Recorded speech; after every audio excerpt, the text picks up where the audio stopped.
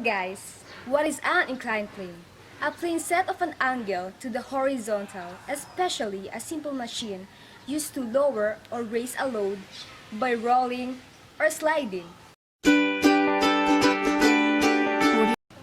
The inclined plane is one of the simple machines of antiquity. Their physical operations were first theorized by Archimedes in the 2nd century BCE. Then it was further explained by Hero of Alexandria in the 1st century CE. About 2600 BCE, inclined planes in the form of ramps were used, at least in part to raise blocks of stones that make up the Great Pyramid. Between 1900s and 1400s BCE, inclined plane might have also been used to elevate and place large stone cross pieces and Stonehenge. Before the advent of inclined planes, levers, pulleys, cranes, gears, and belt, heavy objects had to be hoisted, moved, and positioned by brute force.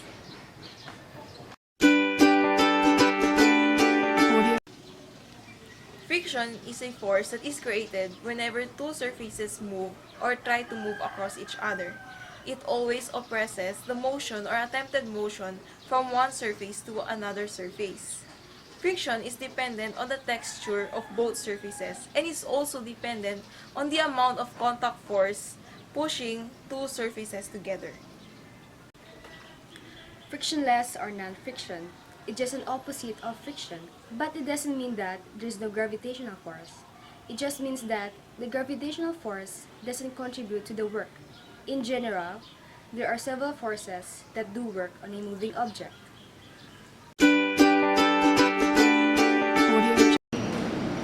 Hello guys, I'm here to give you an example of inclined plane with no friction. So a 30 kg box is placed in an inclined plane with an angle of 30 degrees. So find its acceleration. So this is the diagram of the given, the 30 degrees angles and the 30 kg box. So the net force is equal to mg sine theta. G is the gravity of the Earth. So this is the general formula of inclined plane. So in finding acceleration, this is the formula.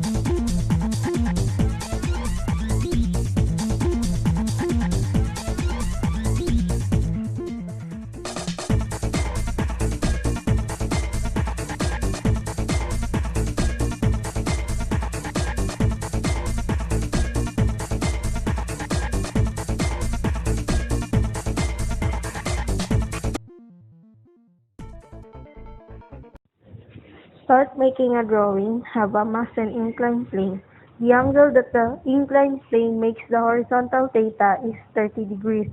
To find acceleration, we always want to deal with a net force, but there's only net force that actually causes acceleration. Starting out with the force into gravity pushing down the mass equals to mg, and then drop the perpendicular and components of that force. Since the mass is pushing down on the plane, that means the plane is pushing back against the mass. Normal force must be equal to magnitude to the mg cosine theta. To addition of that, there's friction caused by the normal force is between the objects. If the mg sine theta is bigger than the friction force, the object will then slide down the incline.